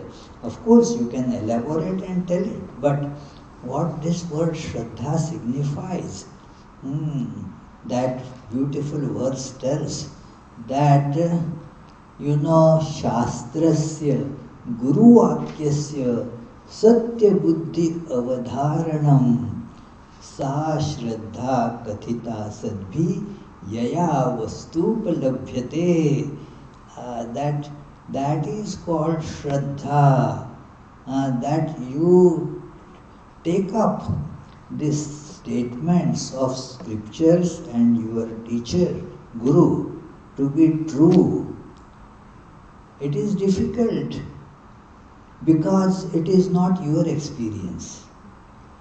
You borrow their experience and see that that is true because they have experienced it. And so you accept that to experience what they have experienced. You begin with their experience. Follow on that, and then you get the same experience that they have got. So that is called Shraddha, to accept the statement, say of Sri Ramakrishna, say of Jesus, of Buddha. It is their experience. I am not experiencing that. I don't need to have the Shraddha about what I can experience myself right here. But these are the things that I don't have the means of experiencing it right away. So I take their word as the starting point. That is called Shraddha. Starting point means now I am going to follow it up. Now, that person told me that how this particular place in Australia is of such scenic beauty, He described it so well and inspired me to go there. So I now decide to go there. But I will experience it only after I get there. But till then, I accept the statement of those people who described it to me. Although I am not experiencing, I am borrowing their experience as the starting point. It has to become starting point, means I will now take it up and move forward. And that is Shraddha. So it says Yaya Vastupalabhyate, by which now you also get the truth. That which is real. Vastu means that which actually is. That is the word, Sanskrit word Vastu means that. Sri Ramakrishna used to say Ishwar alone, God alone is Vastu. All others, he used another word, Avastu. They have no existence in them. God alone is Vastu, means is existing. Other things appear and disappear, they have no existence. So, we get that which really exists through this practice, through this Shraddha. If we have Shraddha, we will get it. That is why the story of Nachiketa begins with Shraddha. Shraddha vivesha so amanyata. That because of the Shraddha, he started going on this path of truth. And he got it.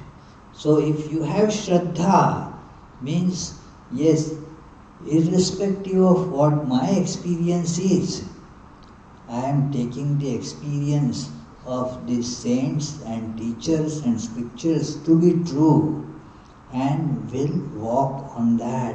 So I will get what they have got. Their experience will become my experience. I believe my friend who had gone to Australia and told me, and then I also bought a ticket to go there. And now I went there, and the experience of my friend and my own, they now match. Thus, you took the word of Sri Ramakrishna and then decided that I will also do likewise. And then you get what Sri Ramakrishna got. Isn't it so simple, Charlie? If you had the right teacher. Sri Ramakrishna is the right teacher, You have the right teacher. So you will get it. It is, you have to have faith in that, and then that's it. With that faith, you move forward. That is Shraddha. Only having a static faith is not Shraddha. Shraddha is a dynamic faith. That Sri Ramakrishna used to tell this story. That if a thief learns that there is lot of money, wealth, gold stored in the room next there, and now everybody, even if they learn this, no impact will happen. They are not thieves, If Charlie learns, hoping that Charlie is not thief, he will, okay, there is money, I heard, he will sleep fine, But if a thief hears, will not get sleep. Oh, I will have to break in, somehow I will have to find out the way to steal all that.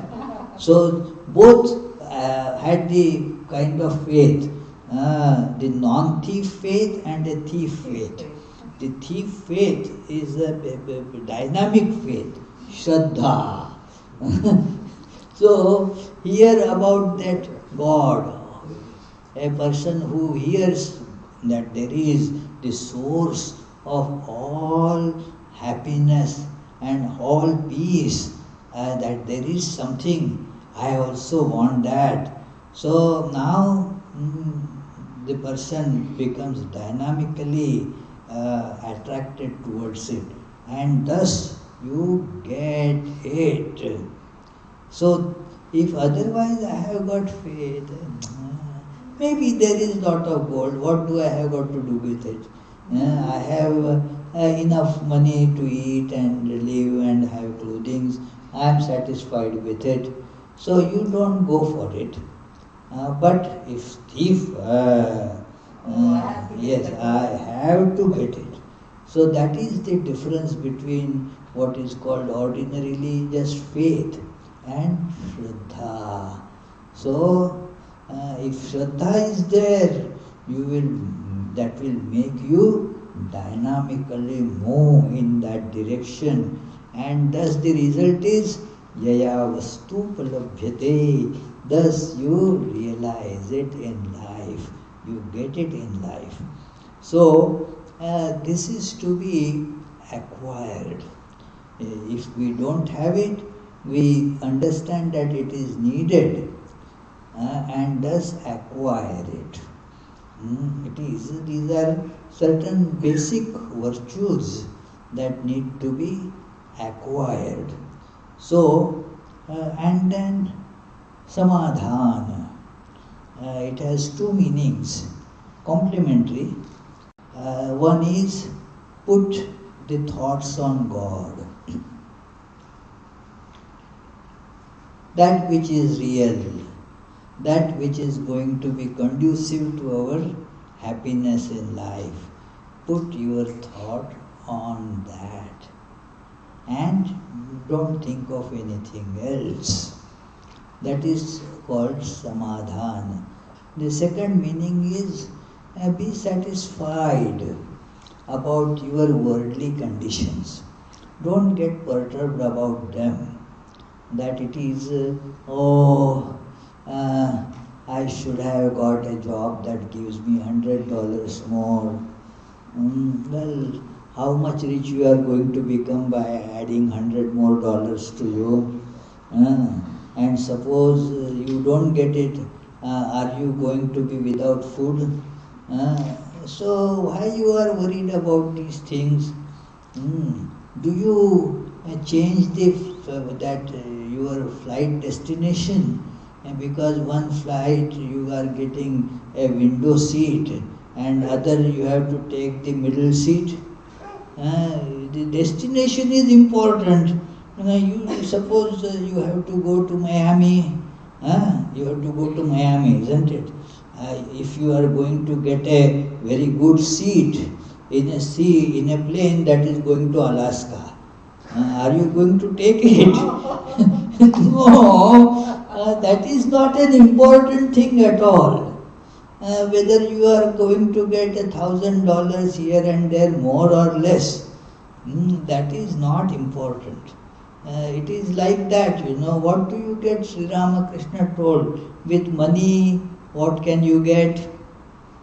You get some food to eat, agreed. You can get some house to stay in, agreed. You can get some clothing. Such primary needs money can satisfy. We expect too much from money. Money will give me happiness. Money does not give it. It is, you don't expect to buy diamonds in a barber's shop, A barber's shop is good for certain things, but it doesn't sell the jewelry there. So it is like that. What money cannot give, it cannot give you peace. Rather, it will take away if you have any peace. Sure way is to lose it. It is to think about money. It is that Sri Ramakrishna used to tell that story about the 7 jars filled of gold. Very illuminating story. That barber of the king was told by some goddess that go and dig there and you will find 7 jars filled with gold there. I must do it. First thing, he lost the sleep. I have to do it. Can you sleep then? No. In the middle of the night, because he has to do it when nobody is seeing, Otherwise they will snatch it. So, when everybody was asleep, this fellow didn't sleep. Went and then dug at that spot and got all that and brought it home. The wife and kids, they didn't know. So, and he opened all of them. 6 of them were full, and the 7th was not. There was some room in it, and he determined that he will fill the 7th jar also.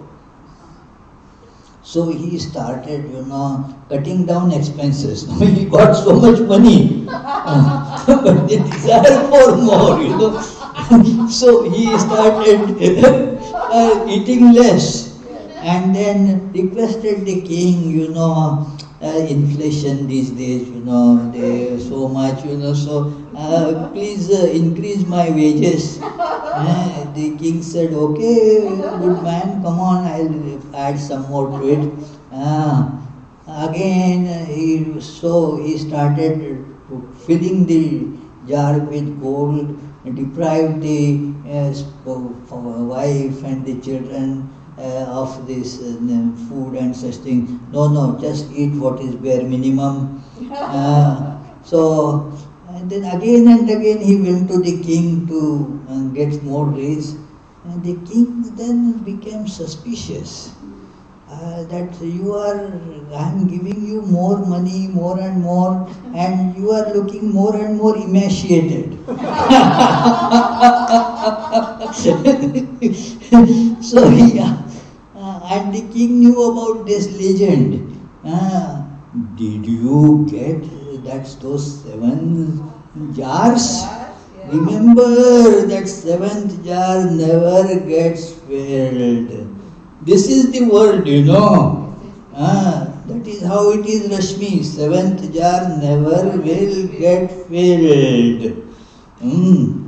So, the money cannot give you what? Peace of mind. Even the news of money will destroy the peace of mind. It will not give you happiness. In Providence, we have some nice tables with pictures on them. It is one thing I notice on those pictures, pictures of many nice faces there. Faces are of very ordinary, more or less very poor people. And then look at the happiness on their faces, A man is sleeping like this on some hay, just putting his head on the hay and is sleeping nicely. See, after all, sleep is important, not I should have gotten the much better, and that is called that bed, very funny names are there. So it is then, no, that is not guarantee of a good sleep. It is. So money cannot give you peace, money cannot give you happiness. They are not sold. Sometimes I had told before, but that story is so stuck in me that it is one well-known doctor in India. I somehow got to meet him because of one Swami's surgery was there. So in the course of talk, he said he came from a very poor upbringing. His family didn't have any money. So at that time his thought was he will become doctor and earn lot of money. And then he was successful in that. Lot of money. And now he says, I now realize that what money can buy is only trash. It is no real thing that can give happiness is bought by money. So, therefore, samadhan, be satisfied with whatever you get, earn it honestly and spend it well. It is very important. So, this is the 6 types of wealth. And then, yes? First question from there. Okay. It is from Ulka. Namaskar Swamiji. Namaskar. What does it really mean to go deeper in our spiritual practices? Oh well, that is the deeper means it should bring more and more truth in our life. It is the practice is given, but now it is to be taken at a level. It is one way of looking at it is that we do only mechanically something and call it spiritual practice.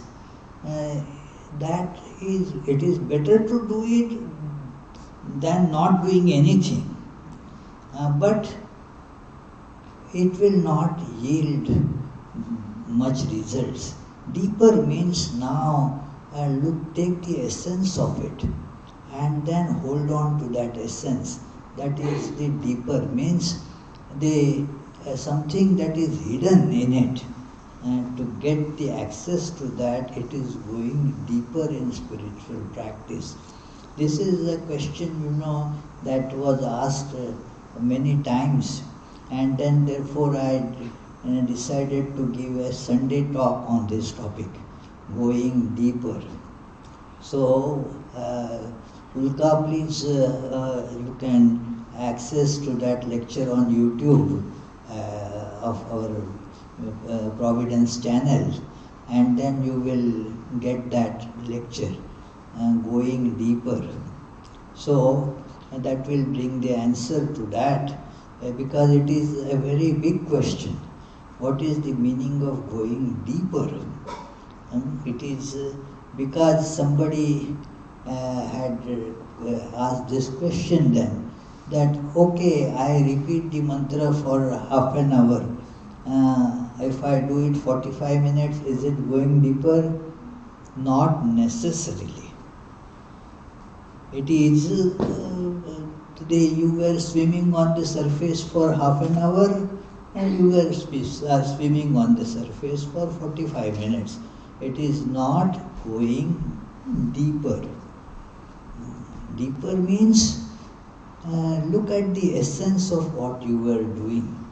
And you were trying to hold on to Sri Ramakrishna or God through that mantra. So now open the mantra as it were and see what is inside. Take it out. Like you order something online and that package is delivered. Now you take the package, keep on looking at it, look it from this side, that side, that side. Does it give you the thing by just looking at it? You have to open it, isn't it?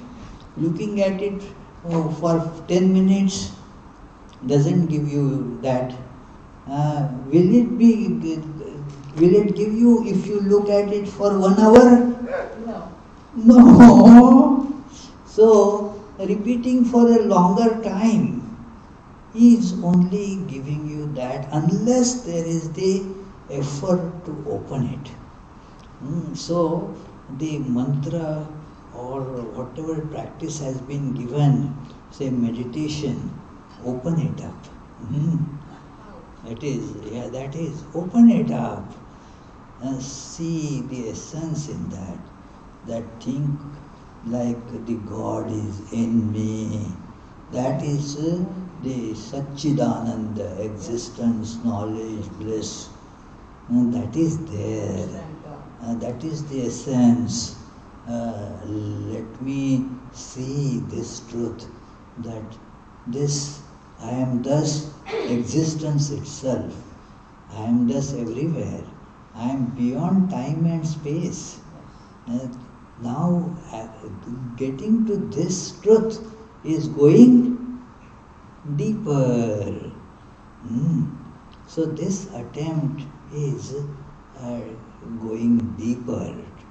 Means this: go deep, further down, go to the essence, and we will get it. Huh? Put that into practice. Put that into practice. Yeah. So, Maharaj, does that also mean that if your Guru had said yeah, that you must visualize your Ishta Devata, yeah, so does that kind of mean that you are able to kind of, the way you say, you see that image or that film or something in your heart in a clear, deeper light? Does that also mean in a physical sense that you are able to do that? Or? yes, that is going a little deeper. But your Guru has also told you that your Ishta Devata is Satchidananda. Right. So, first, good to hold the image. But then, what the image is of? Satchidananda. It is the existence. It is the consciousness. It is the bliss. Then you go one more layer deep. And see the transformation it brings. It will fill your heart with joy. The packet will get opened. It is sometimes one packet, then there is another packet inside that. When something very precious and delicate, breakable thing is being sent, then you have 2-3 layers of covering on it. So open one after another. That is going deeper. Yeah, it is. There is a story about it, that it is imaginary. It is that it is not that it really happened. Somebody presented a box on the birthday of Dalai Lama as gift to him. So Dalai Lama opened in the box there was another box. Then in that again there was another box. And then that was empty. So, and there was a note. This is something that you love most, isn't it? Emptiness. That Buddhist idea of emptiness. So, it is just a joke. Don't take it seriously. But it is going deeper is that to find the essence. So, Sri Ramakrishna used to tell a story that the king is beyond the 7 doors of the palace. There is a palace, but the king is in the inner chamber there, and one has to cross 7 doors. So one man was going to see the king. So he was accompanying somebody who was in the know of the things. So at the first gate, he saw there one guard was sitting. Now the king's guard, so he had very nice garments and all that. So very shiny dress. So, yeah, is this the king? No, the king, you have to go further. Second door, that's at the second gate, the gatekeeper has more elegant looking attire. The visitor thought, hey, this must be... No, not this, further go inside. So at the 7th gate, after crossing the 7th gate, when he saw the majesty of the king, no question had needed to be asked. So that is what happens as we go deeper.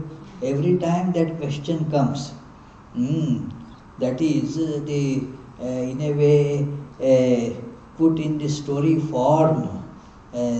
That's discussion in Chandogya Upanishad, in the parable of Indra and Virochana. That the Virochana satisfied that this body is the self, and didn't ask many other questions. He thought, yeah, that's the self after all. So, but then there is this further thing, deeper. So, Indra kept on asking till layer after layer of ignorance was gotten rid of, and thus you realize the truth. So this is how going deep means. So I will quickly discuss the other things, that it is these are the values that you hold on to, and this, as we hold on to it, it will have the effect of bringing more peace and happiness in our life. So now, what you want more of it, because it has increased the level of happiness and peace in your life. You want it more now, so the virtuous cycle is set on, because you have seen the good effect of it. Now nobody else has to tell you to do it. There is no force required, because your own now you know that it is great, it helps. Further thing is not necessary to be told, because you know it. Adishwaranandji used to tell that story about, that it is, there was the shop of these myna and such these birds. So on sale. So one lady passing that on that street, that bird said, "Jenny, you are ugly." Jenny got upset and then told that owner, "Hey, what this bird is talking to me like this? Stop it." The owner said that I will tell the bird, yes, sorry. Next day again Jenny was telling that going there, again the bird had the audacity to say the same thing, "Jenny, you are ugly." The Jenny now became more upset. "Again, if I hear this, I am going to twist the neck of this bird. I can't take it anymore." The owner said, "No, I will take care of it." Third day, the Jenny was walking on that street, and the bird said, "Jenny." And Jenny looked, "What? You know." And the bird said, "Jenny, you know." So it is. Now you know. You don't have to ask. You have seen the God. Nobody needs to tell it to you. So now you see the benefit yourself. So you act on it now, because you now know it. So it is this meditation and other things, then they have that effect of bringing in this virtuous cycle in our life. So it will build on. It will build. It is sure to build. If we go to that extent, one has to get it first. You have to have the patience to feel that a positive effect in one's life. And then it will automatically happen. In Vedanta, a story is told about it. With that I will conclude this retreat. It's time, isn't it? Yeah. Because they have coming at us. Yeah, probably. And then it is there is the Ayurvedic medicine for jaundice. The jaundice, when it sets in, the taste is all skewed. So the sugar tastes like ash, You don't want to eat sugar. It's the liver problems, and also the sugar you put in mouth, it tastes terrible. But then sugar is the medicine for that too.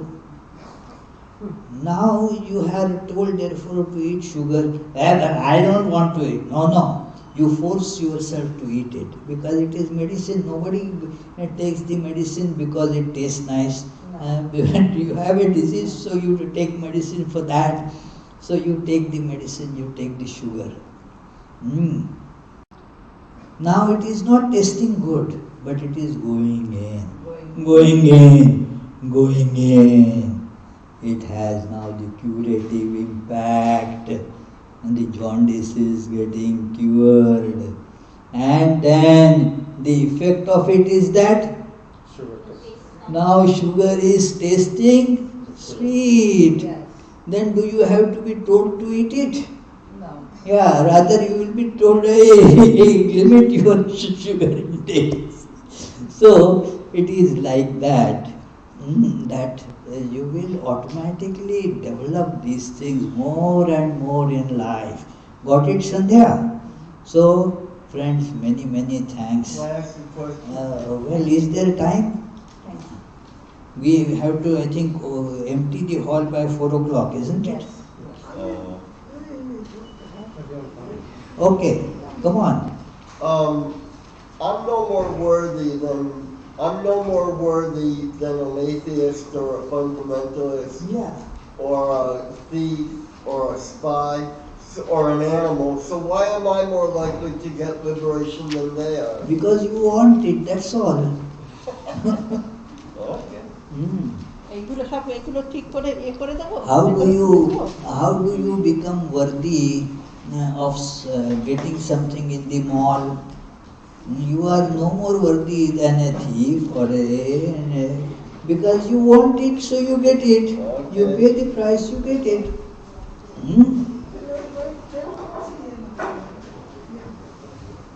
So Jai Shri Ramakrishna, Jai Mataji, Sarda Devi, Jai Swami Vivekananda.